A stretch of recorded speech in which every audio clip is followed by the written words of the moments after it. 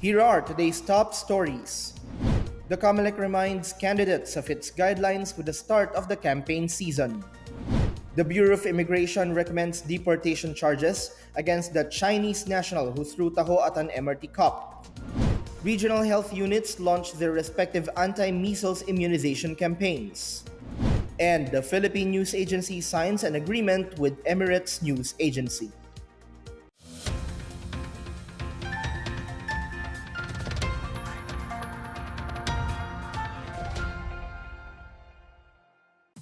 Good day, I'm William Theo. Welcome to the PNA Newsroom. The campaign season for this year's midterm elections has begun. As authorities tighten security to prevent election-related incidents, candidates are reminded to follow campaign rules. Miguel Hill has the story. The 90-day campaign period for senators and party list representatives officially starts today, February 12. The Commission on Elections reminds candidates and their supporters to observe the rules in campaigning as provided by law. Considered as lawful campaign materials are printed materials, letters, posters, streamers, mobile units and vehicles used in motorcades and paid advertisements. Social media posts endorsing an advocacy or candidate are acceptable. Meanwhile, candidates are not allowed to print, publish, post, or distribute any published or printed political matter, and to air or broadcast any propaganda unless identified as a political advertisement.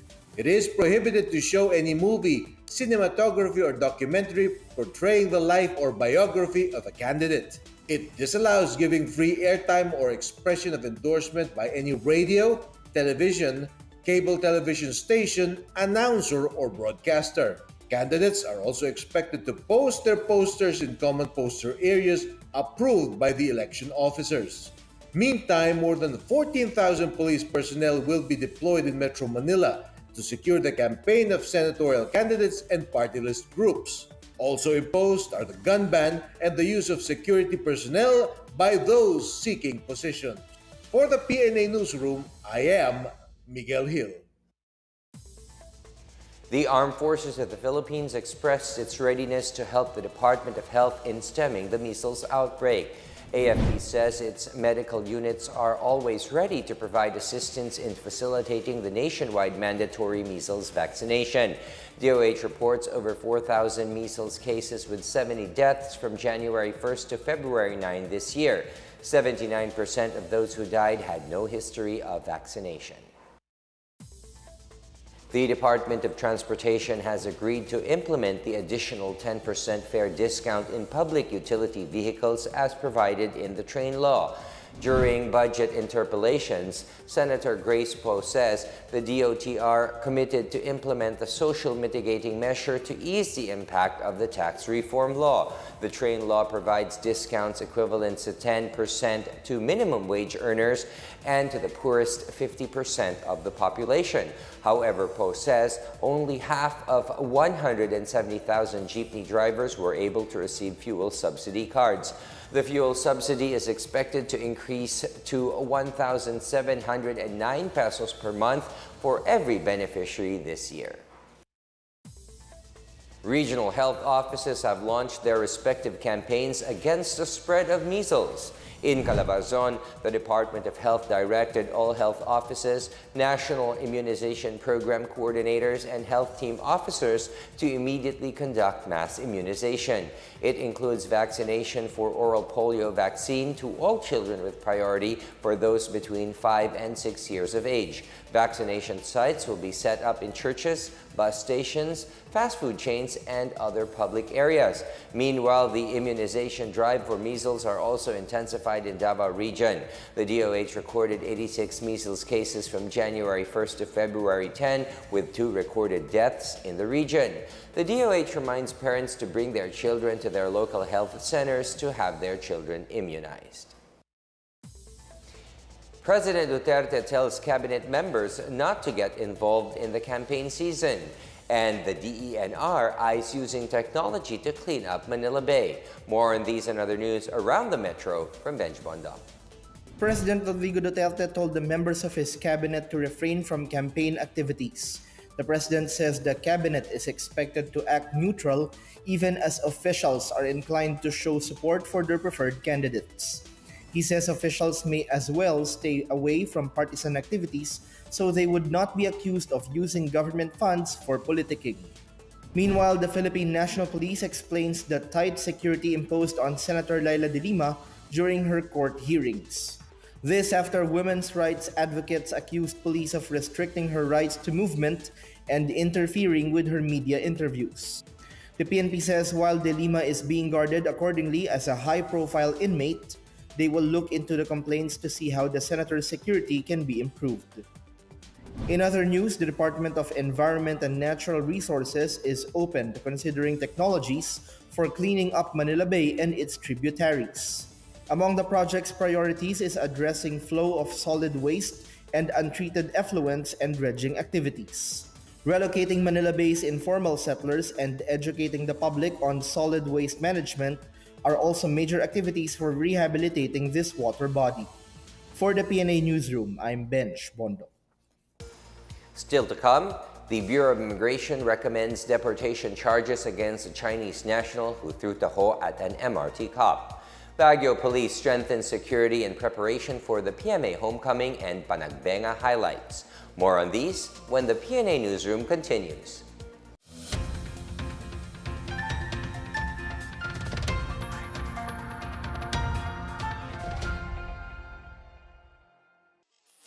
Ito ang Duterte on duty. Ulat sa ginagawa ng presidente. January 31, Huwebes, Malacanang.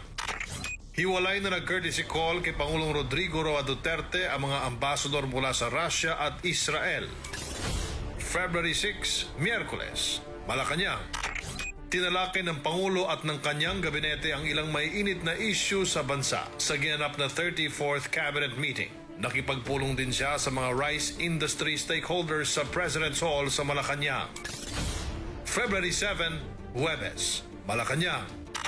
Pinanumpa ng Pangulo ang nasa 80 bagong talagang government officials. Pinanumpa rin niya ang bagong Chief of Presidential Protocol at Presidential Assistant on Foreign Affairs na si Robert Eric Borge.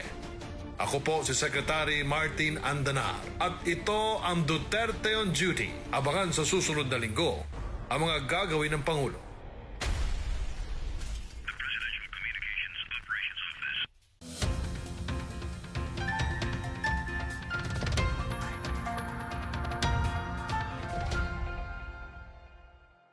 The Bureau of Immigration recommends the filing of a deportation case against a Chinese national who threw taho at a police officer.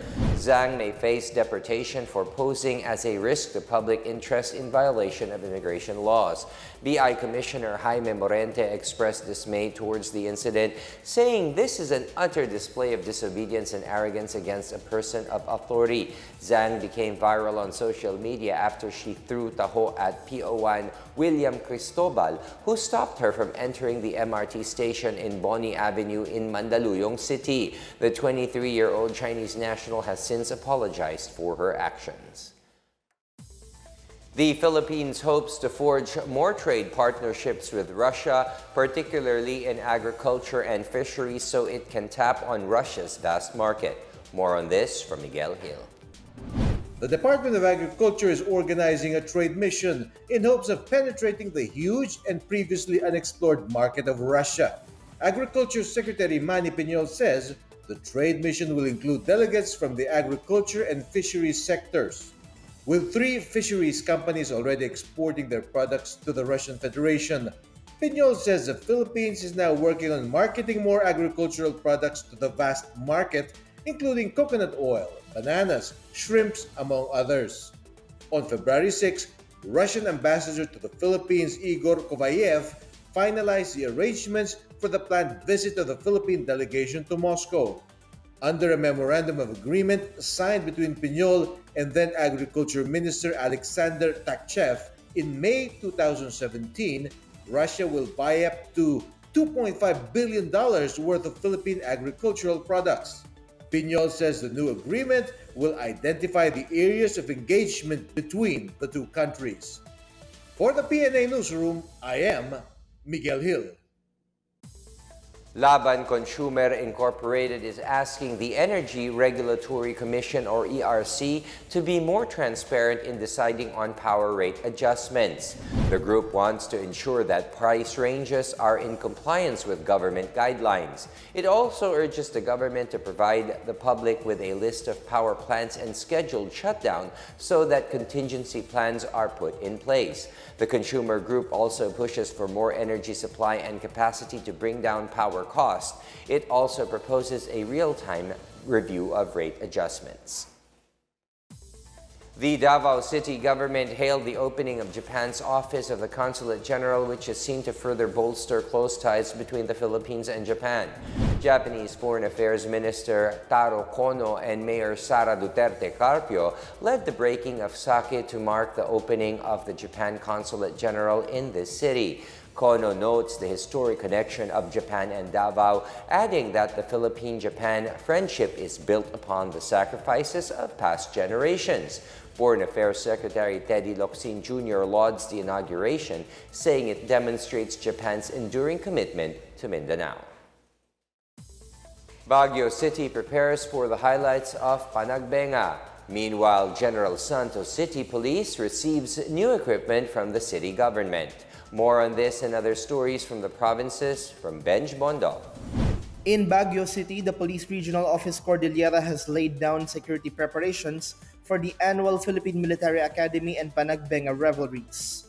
Police Regional Director Rolando Nana assures there are no monitored or reported threats in the area. The Flower Festival on March 2 and 3 are expected to attract thousands of tourists. Meanwhile, many ranking AFP and PNP officials are expected in the city at the PMA Alumni Homecoming on February 16.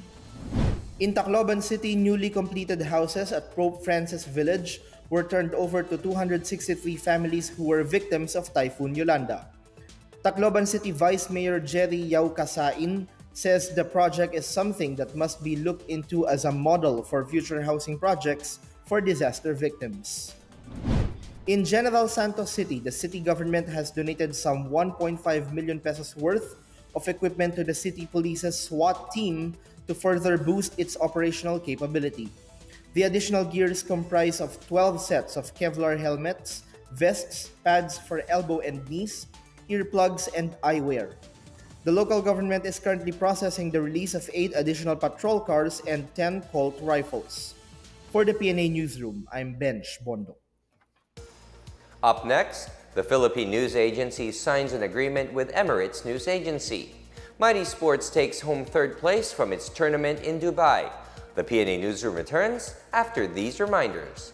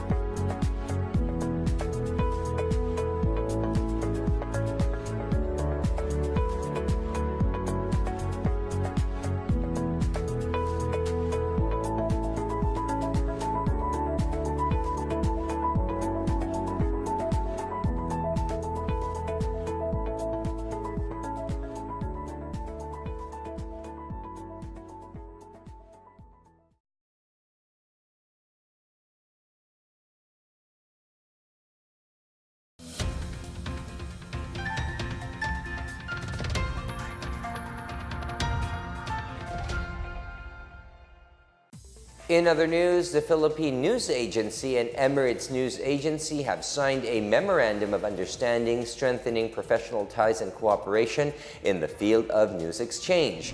The MOU is signed by News and Information Bureau Chief Virginia Arcilia Agtay and withWAM Executive Director Mohamed Jalal Al-Raisi. It is the first for PNA with an Arab country news agency. Al-Raisi says there are a lot of things to look forward to after the signing, aside from news exchange, such as building relations and experience between staff, to sharing stories and promoting culture amongst its people. NIB Chief Arcilia Agtay says the memo came just in time when PNA is in the process of revitalization. She says the news exchange with withWAM is just one of the similar agreements signed by PNA with other foreign news counterparts. In our foreign news, South Korean President Moon Jae-in says the second summit between the Democratic People's Republic of Korea and the United States will be a critical turning point for the complete denuclearization of the Korean Peninsula. Moon made the remark during a meeting with his senior secretaries, saying the first DPRKUS summit itself was a historic feat that left a clear milestone in the world's history. He says the change can give South Korea an opportunity for developing relations to a higher level, which can lead to a future of peace contributing to economic development. North Korean leader Kim Jong-un and U.S. President Donald Trump agreed to meet again in Hanoi, Vietnam on February 27 to 28.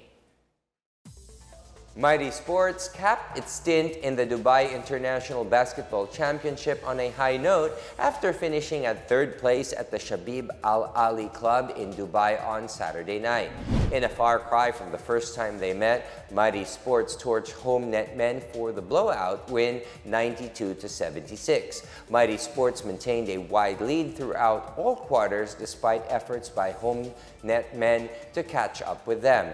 Jet Manuel finished with 19 points for Mighty Sports. Randolph Morris added 11 markers and 6 rebounds, while Justin Brownlee came up with 10 points. Lamar Odom finished with 8 points, 5 rebounds, and 1 block. The victory was an icing on the cake for the best finish by a Filipino team, as well as the overachievement of Mighty Sports from its lowly 2017 stint.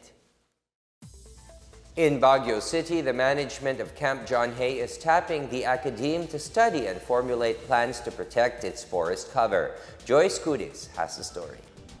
Camp John Hay in Baguio City has an Adopt a Tree project where adopters pay 5,000 pesos that will be used to preserve the trees and the watershed.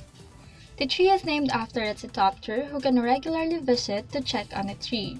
John Hay Management Corporation also linked up with different schools and universities to help keep the forest in good shape. These forest protection include the placing and maintaining of fire lines, gathering abandoned forest wood waste, trimming of pine stands, and assist natural regeneration. Baguio has over 1,500 hectares of remaining forest land cover, and 53% is located inside Camp John Hay. For the PNA Newsroom, I'm Joyce Kudis. Let's now check out the weather forecast for Metro Manila and the rest of the country.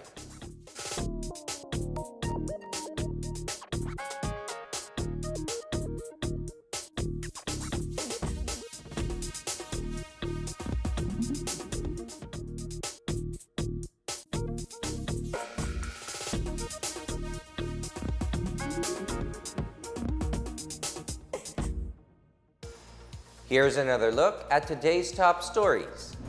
The COMELEC reminds candidates of its guidelines with the start of the campaign season. The Bureau of Immigration recommends deportation charges against the Chinese national who threw taho at an MRT cop. Regional health units launched their respective anti-measles immunization campaigns. And the Philippine News Agency signs an agreement with Emirates News Agency.